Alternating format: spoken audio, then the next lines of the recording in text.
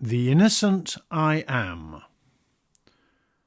When Judas, who had betrayed Jesus in the garden, learnt that the high priest had condemned Jesus to death, he was deeply dismayed. He went to try and return the 30 pieces of silver he had been paid, but they refused to accept it.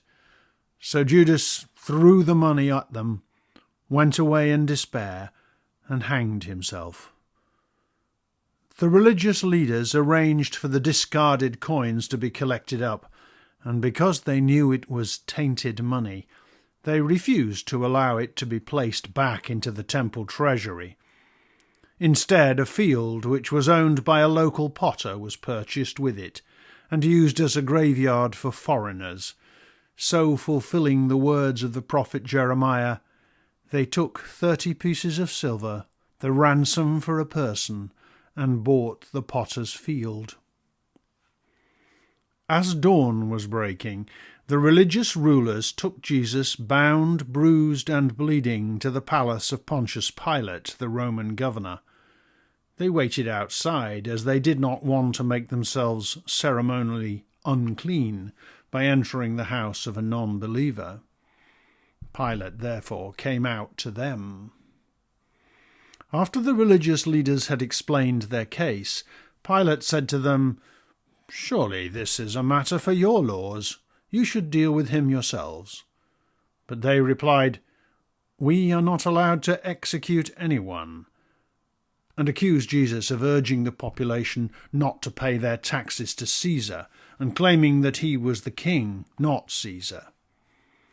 At this, Pilate had Jesus taken inside the palace, and he asked, "Are you indeed the king of the Jews?"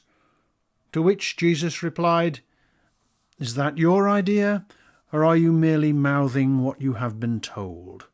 "I am not a Jew," said Pilate.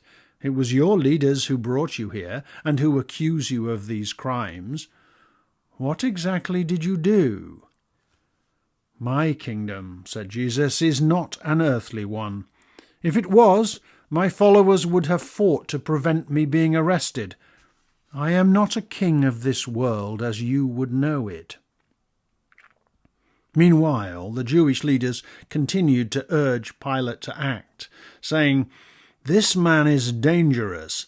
He is encouraging resistance against Rome, first in Galilee and now in Judea." On hearing this, Pilate saw a possible way that he could wriggle out of having to make any decision. He had Jesus taken to Herod, who happened to be in Jerusalem for a few days, and who was the official legal authority over Galilee. Herod was flattered to be consulted. He had wanted to meet this Jesus for some time. He thought that perhaps he could persuade him to perform some spectacular public miracle. Herod plied Jesus with many questions, but Jesus was silent throughout. Angry at Jesus' refusal to speak to him, Herod had to be content with sneering and ridiculing him, and had Jesus dressed as a king and sent back to Pilate. When Jesus returned, Pilate asked, "Are you a king, or aren't you?" Jesus replied, "I am a king, but not in the sense you think of it. I have come to be a witness to the truth. If you cared for the truth, you would be listening carefully to what I say." "What is truth?" said Pilate, and leaving Jesus with the guards, went outside again to talk to the Jewish leaders and the mob who had been gathering. "I find nothing wrong with this man," said Pilate. "He has committed no crime in my eyes." And then he said, "It is the custom at your Passover to let one prisoner go free. Shall I free Jesus that you say claims to be king of the Jews, or the prisoner Barabbas, who had recently been convicted for rebellion and murder?" "Barabbas! Barabbas! Give us Barabbas!" shouted the crowd, many of whom had been stirred up to this by the Jewish leaders.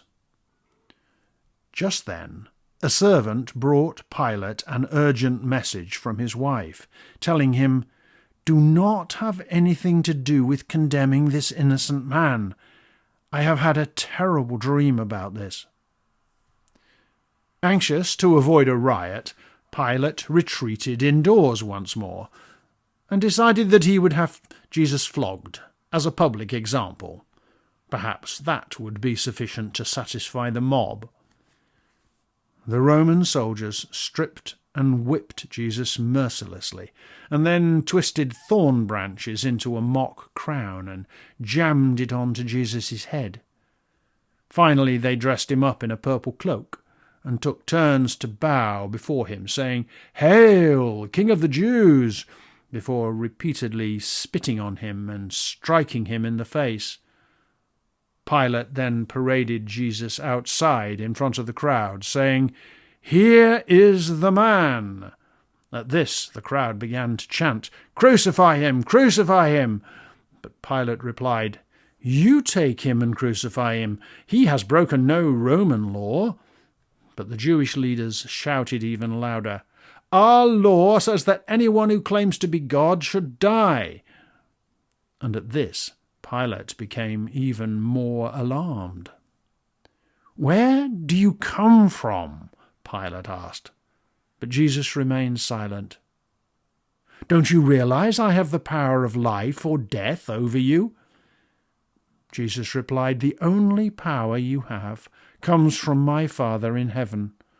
Any person who denies me commits a terrible sin." Pilate spoke again to the crowd, saying that he found Jesus innocent of all charges. But the Jewish leaders shouted, "If you let this man go, you are no friend of Caesar. Someone who claims to be a king is an enemy of Caesar." In fear of the crowd, and concerned for his reputation, Pilate decided that he had to act. He sat down on the seat of judgment in an area called Gabbatha in Hebrew, which means the stone pavement. It was around midday on the day before Passover. "Here is your king," Pilate declared, and the crowd shouted back, "Kill him! Crucify him! We have no king but Caesar." So Pilate surrendered to the demands of the religious leaders and the cries of the mob. He took a bowl of water and ceremonially washed his hands in front of the crowd. He said, "I will have nothing to do with the killing of this innocent man. On your heads be it." Then he released Barabbas and handed Jesus over to the soldiers to be publicly executed. As innocence is led away to die, the man of blood-soaked money, who cannot see the reason why, retreats to hang alone upon a tree, and so unknown fulfill 500-year-old prophecy. Coins lie scattered on the temple floor where justice fails, and politics and power condemns the Christ to cruelest death and God's great victory. As Pilate stands to wash his hands, the mob, in blind obedience to Satan's plans, drives home the punishment of all mankind upon the great I Am.